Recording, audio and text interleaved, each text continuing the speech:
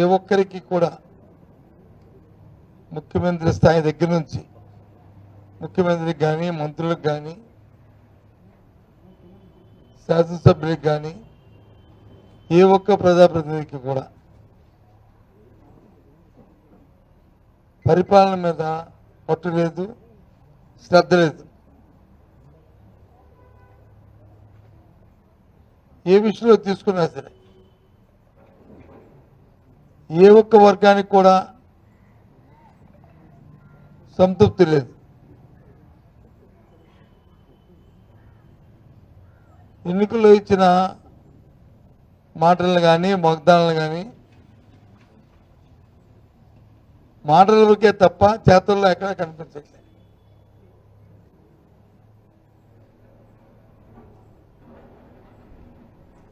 Super 6 అని ఏదైతే చెప్పారో అదైతే పూర్తిగా కూడా ద్వంద్వ ప్రమాణాలతో మాట్లాడుతున్నాయి తప్ప వాస్తవికతగా అమల్లో మాత్రం ఎక్కడా కూడా అందులో ఏదైతే అరకూరిగా 1, 2 మొదలుపెట్టినప్పటికీ కూడా దాంట్లో క్లారిటీ లేదు.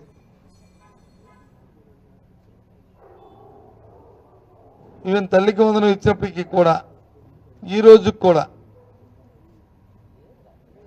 ఇంకా చాలామందికి కేంద్రం నుంచి రావాలి డబ్బు, ఆ డబ్బు వచ్చిందో తెస్తామన్నారే తప్ప ఈ రోజు కూడా ఎవరికి అందలే. చాలామందికి సుమారు రాష్ట్రంలో 7-8 లక్షల మందికి ఇంకా కేంద్రం నుంచి రావాల్సిన బకాయిలు ఉన్నాయి. ఓ సంవత్సరం కాలం పాటు గాలికి వదిలేశారు. ఇంకో సంవత్సరం పోయిన తర్వాత మొదలుపెట్టారు ఆ స్కీమ్ని. సరే దాది కూడా ఇదే పరిస్థితి. ఇక అన్నదాత సుఖీభావ చూసుకున్నా సరే అంతే. గతంలో ఇచ్చిన రైతు భరోసాకి ఇప్పుడు ఇస్తున్న అన్నదాత సుఖీభావ నెంబర్లో ఎంతో ఇస్తుంది. సుమారు మన జిల్లాలో చూసుకుంటే 50,000 మంది వరకు కూడా రైతు భరోసాకి ఇప్పుడు ఇస్తున్న అన్నదాత సుఖీభావకి మన వ్యత్యాసం ఉంది. పోనీ అర్హులు కాదు అంటే వాళ్ళందరూ అర్హులు. మరి ఎందుకు ఇవ్వలేదంటే ఏదో ఒక సాంకేతిక కారణం.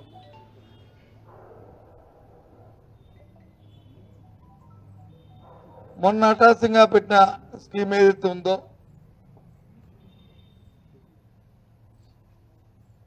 విడో ఫంక్షన్ని ఇచ్చిన స్కీమ్ ఏది ఉందో, ఎవరైతే భర్తకి పెన్షన్ వచ్చి చనిపోయిన భార్య ఉందో వారికి ఇచ్చారు తప్ప ప్రభుత్వం ఏర్పడే 14 నెలలు అయినప్పటికీ కూడా ఎవరైతే ఈ రాష్ట్రంలో విడేస్తున్నారో భర్త చనిపోయిన పాపం ప్రభుత్వం కోసం అర్హులు అరుస్తున్న మహిళలు ఎవరైతే పేద మహిళలు ఎవరైతే ఉన్నారో వారికి ఎవరికి పెన్షన్ లేదు. నేను చెప్తున్న ప్రతిదీ కూడా వాస్తవం, ఎక్కడా కూడా అందులో లే. ఇక పేదవాడికి ఉన్న పథకాలను తీసుకుంటే ఎన్ఆర్జీఎస్ ఏదైతుందో పనికి 6 పథకం ఇప్పటికి వచ్చి వేజెస్ సుమారు 8 వారాలు అయిపోతుంది. వేజెస్ కూడా ఇవ్వలే. కొత్తగా నిన్న మొన్న మళ్ళీ మొదలుపెట్టారు వికలాంగుల పెన్షన్ వెరిఫికేషన్. అది అర్హులకి ఇమ్మని మేము చెప్పట్లే. అర్హులైన వారికి కూడా ఏదో ముక్కుబడిగా సర్టిఫికేట్లు ఏదో ఉత్తిపందానికి ఇస్తున్నట్లు దాన ధర్మానికి ఇస్తున్నట్లు ఇవాళ కార్యక్రమం చేస్తున్నారు. ఇవన్నిటితో పాటు రాష్ట్రంలో ఏదైనా సరే సమస్య అడిగితే మీరు అబద్ధాలు చెప్తే మీరేమైతే మేము చర్య తీసుకుని ఏంటి చర్య తీసుకుంటారు? ఇప్పుడు నేను చెప్పిన అబద్ధాలా? మీరు చెప్తున్న అబద్ధాలు. ముందు చర్యలు తీసుకుంటే ప్రభుత్వంలో ఉన్న పెద్దలు ఎవరైతే ఉన్నారో ముఖ్యమంత్రి, మంత్రులు, మీ తాలూకా ప్రజాప్రతినిధులు మాది మీద చర్య తీసుకోండి. మీ తాటాకు చెప్పులకి ఎవరు భయం పడిపోతే ఎవరు లేరు ఇక్కడ. చర్య తీసుకుంటాం. ఏం చర్య తీసుకుంటాం? మీరేం చెప్పారు స్టీల్ ప్లాంట్ గురించి? ఇవాళ స్టీల్ ప్లాంట్లు వచ్చి 32 డిపార్ట్మెంట్ వచ్చి ప్రైవేటైజేషన్ చేస్తుంటే దాని మీ తాలూకా క్లారిటీ ఏంటి? మీ తాలూకా విధానం ఏంటి? ఈ ప్రభుత్వం ఏం చేస్తుంది? నిన్న మనం చూశాను, ఏది ఏబిఎన్లో అనుకుంటాను, ఒక స్టోరీని ఉదయమే ద్వంద్వ వైఖరి ఉందంట మాది వైసీపీ పార్టీ. మాకు ద్వంద్వ వైఖరి ఏంటి? మేము క్లారిటీతో ఉన్నాం. విశాఖ ఉక్కు ఆంధ్ర హక్కు ఎట్టి పరిస్థితుల్లోనూ దాన్ని ప్రైవేట్ పదం జరగడానికి వీలు లేదు. ఎంత ఉద్యమానికైనా మేము సిద్ధంగా ఉన్నాం, దాన్ని సాధించుకుంటాం. ఇది ప్రాంతవాసిగా ఇది మా పార్టీ విధానం. ఇదేదో నేను ఇవాళ చెప్తున్న మాట కాదు. అందుకే ఆ రోజు జగన్మోహన్ రెడ్డి గారి ఎన్నికల్లో, మొన్న జరిగిన సాధారణ ఎన్నికల్లో గాజువాకలో మాట్లాడినప్పుడు చెప్పారు ఆయన, మీరు ఆచితూచి మీరు ఓటు వేయండి. ఇవాళ ఇక్కడ కానీ మీరు తెలుగుదేశం పార్టీ అభ్యర్థిని కానీ కూటమి అభ్యర్థిని గెలిపిస్తే స్టీల్ ప్లాంట్ ప్రైవేటీకరణకి మీరు వచ్చి గ్రీన్ సిగ్నల్ ఇచ్చినట్టే. మీరు మోసం చేస్తున్నారు, మిమ్మల్ని మాయ చేస్తున్నారు అని పదే పదే చెప్పారు. ఇది మళ్ళీ జ్ఞాపకం చేస్తున్నా. ఎన్నికల ముందు ఏం చెప్పారు ఈ నాయకులందరూ? ముఖ్యమంత్రి కానీ, ఉప ముఖ్యమంత్రి కానీ, ఈరోజున్న కేంద్ర మంత్రి కానీ, లేకపోతే అక్కడ ఉన్న శాసనసభ్యులు కానీ, అధికార పార్టీ తాలూకు అధ్యక్షులు కానీ ఏం చెప్పారు? ఆ రోజు గొప్పగా నిరాదీక్ష చేశారే, మరి వాళ్ళు ఏం చెప్తారు దీని గురించి? మేము చెప్పాం 14,000 కోట్లు ప్యాకేజ్ ఇచ్చినప్పుడే ఇది మోసం జరుగుతుంది. ఏదైతే బ్యాంకు కరప్ట్ అవ్వకుండా దాన్ని వచ్చి కాపాడి తర్వాత దీన్ని ప్రైవేటైజేషన్ చేయడానికి ప్రయత్నం చేస్తున్న భాగం, అది కాకుండా ప్రకటన చేయాలి. ప్రధానమంత్రి ఆ తర్వాత 2 సార్లు విశాఖపట్నం వచ్చారు, ఆంధ్ర రాష్ట్రం వచ్చారు. ఎందుకు దాని గురించి మాట్లాడలేదు? చెప్పాం, మేము అడిగాం. ముఖ్యమంత్రి కనీసం ఆ విషయాన్ని ఆయన దగ్గర ఎందుకు ప్రస్తావించలేదు? ఈ 14 కాలంలో సాక్షాత్తు ముఖ్యమంత్రి చంద్రబాబు నాయుడు 16 సార్లు ఢిల్లీకి వెళ్ళారు. 1-2 సార్లు కాదు, 16 సార్లు వెళ్ళారు. ఈ 16 వెళ్ళిన నేపథ్యంలో ఏం చేశారు మరి స్టీల్ ప్లాంట్ని? ఎందుకు ముఖ్యమంత్రి దాని మీద మాట్లాడట్లేదు? వాటిని ప్రైవేట్ పరం చేస్తూ మా సర్వీసింగ్ వాటన్నింటిని ఇస్తుంటే దాని మీద ఎందుకు ఆయన ప్రజలకు వివరణ ఇవ్వట్లేదు? దీన్ని పైపెచ్చు మా మీద నిందలేయడానికి చూస్తున్నారు. వారి తాలూకా ఈ ప్రచార మాధ్యమంలో ఉన్న 1-2 ఛానల్స్ ద్వారా ఇది చాలా తప్పు. ఏది ఇవ్వడమేమనుకున్నప్పటికి కూడా మా స్టాండ్ విశాఖ ఉక్కు, ఆంధ్ర హక్కు ఉన్న స్టీల్ ప్లాంట్ ఏదైతుందో విశాఖ ఉక్కు కర్మాగారాన్ని కాపాడుకోవడమే మా ధ్యేయం. దానికోసం ఎంతగానో సరే దాన్ని తెగిస్తాం, దానికోసం ఉద్యమం చేస్తాం. త్వరలోనే ఉద్యమం ఏ విధంగా ఉద్యమం చేస్తామో అది కూడా ప్రకటిస్తాం. అందరినీ కలుపుకొని వెళ్తాం. మాతో కలిసి వచ్చిన వాళ్ళందరినీ కూడా కలుపుకొని వెళ్తాం.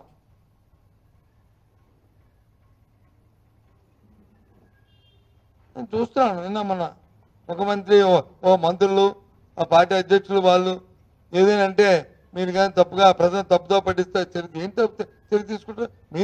మీరు చేస్తుంది ఏంటి? ఎక్కడ చూసినా మంత్రుల మీద ఆరోపణలు, శాసనసభ్యుల తాలూకా వ్యవహారాల మీద ఆరోపణలు, మహిళల మీద అత్యాచారాలు, పిల్లల కిడ్నాప్లు. ప్రశాంతంగా ఉన్న విశాఖపట్నంలో డ్రగ్స్ మాఫియా, పట్టపగలే దౌర్జన్యాలు, హత్యలు. ఎక్కడండి ఇది? ఏమనంటే వైసీపీ 5 సంవత్సరాల వైసీపీ పరిపాలనలో, ఈ 14 నెలల వైసీపీ పరిపాలనలో, 14 నెలల కూటమి పరిపాలనలో ఎన్ని జరిగాయో క్రైమ్ రిపోర్ట్ తెప్పించండి. 5 సంవత్సరాల కంటే ఈ 14 నెలల కాలంలో ప్రతి సెక్టార్లో ఎక్కువ జరిగాయో తక్కువ జరిగాయో చూసుకోండి. ఒక 14 నెలల కాలం నేను బెరీ చేయమట్లేదు.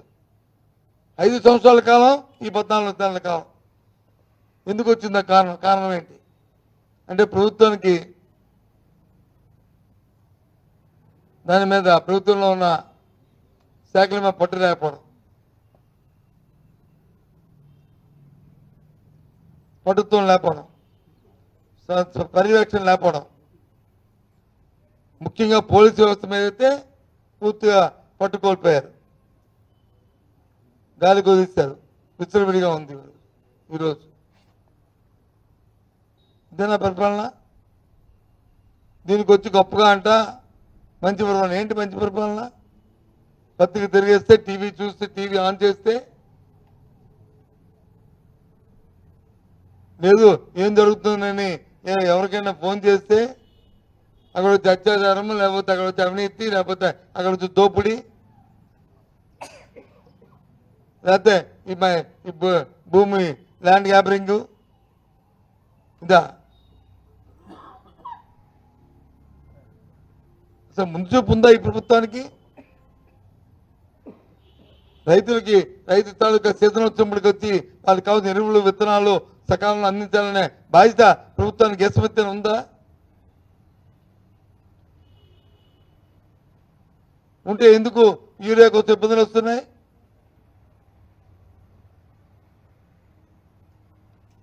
ముందు చూపుతో తెలుసుకోవాల్సిన బాధ్యత మీకు లేదా? పోనీ ఏమైనా కేంద్రంలో ఉంది మీకు వ్యతిరేకమైన ప్రభుత్వమా? వాళ్ళు యూరియా సప్లై చేయకుండా అడ్డుపెట్టి మిమ్మల్ని ఇబ్బంది పెట్టాలని చేయడానికి కాదు కదా. మేము మిత్రపక్షమే కదా. మరి అప్పట్లాగా మాలాగా వచ్చి వైసీపీ పార్టీ అయితే కేంద్రానికి వచ్చి శక్తి ఉందా లేదా అనేది ఆలోచన ఉండడానికి. అయినప్పటికీ మేము దురదృష్టితో, ముందు చూపుతో ఎక్కడ ఇబ్బంది లేకుండా డోర్ స్టెప్కి గ్రామంలోనే రైతు భరోసా కేంద్రాల ద్వారా సప్లై అప్పుడు మేము సరఫరా చేస్తాం. కానీ ఇప్పుడు వెళ్ళి ఆ ప్రైవేటు వ్యాపారస్తుల దగ్గర క్యూలు కట్టుకొని 150 నుంచి 100 రూపాయలు ఎక్కువ ఇచ్చి ఒక యూరియా బస్తా కావాలంటే దానికి ఇంకొక కాంప్లెక్స్ ఎరువులు కలుపుకొని తీసుకుంటే కానీ అది కొనే పరిస్థితి లేదు. ఏంటిది? అడావిడిగా చెప్పారు గత ప్రభుత్వంలో గొంతులు కప్పియాలి అంతా కూడా 3 నెలలు 100 రోజుల కార్యక్రమం ఇదని చెప్పి అడావిడిగా డిప్యూటీ సీఎం గారు చెప్పారు. ఎక్కడ ఏగో ఇక పచ్చిమండి ఆ వేసిన అలకూరికైనా ₹1 బిల్లు అని ఇచ్చారు. బిల్లు ఇవ్వడం మానేశారంటే మానలే. ఎవరైతే మీకు పెద్ద కాంట్రాక్టులు 8%, 10%, 15% మీకు వచ్చి కమిషన్లు ఇస్తారో వాళ్ళు బిల్లులు ఇస్తున్నారు. ఎక్కడుంది? 15th ఫైనాన్స్ గ్రామాల్లో వచ్చి మన సర్పంచ్ గ్రామాలకి మీరు రిలీజ్ చేశారంటే రిలీజ్ చేయలే. 100 కోట్ల బకాయిలు ఉన్నాయి.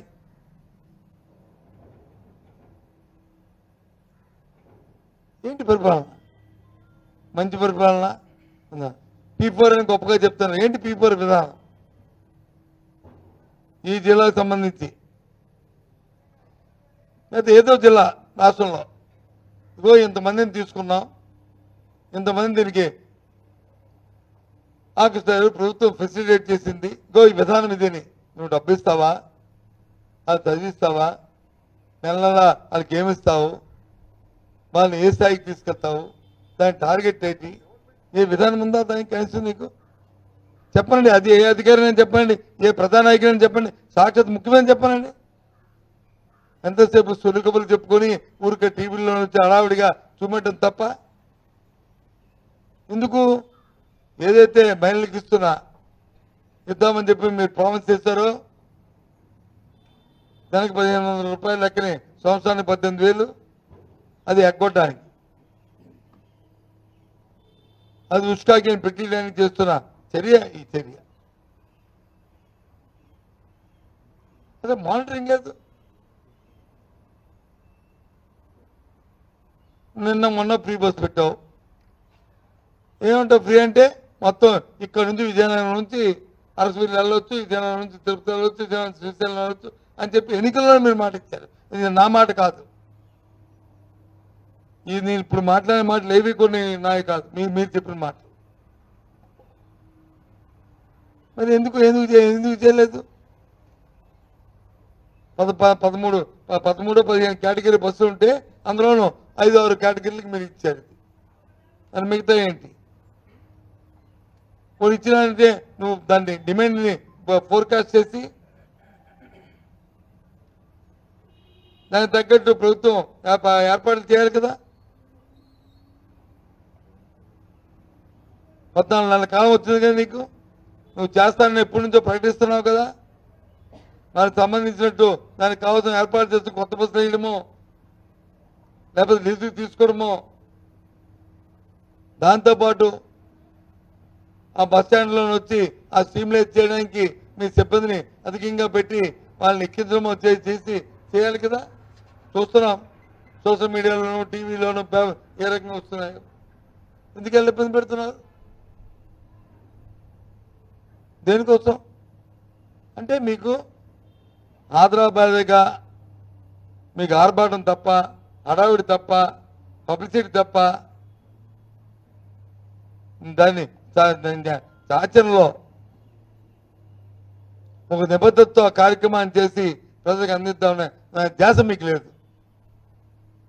ప్రజల మీద మీరు కక్ష కట్టారు. ఓటేయడం, మీకు ఓటేయడం, ప్రజల మీద కక్ష కట్టడం. ఇది పాపం ప్రజలకు.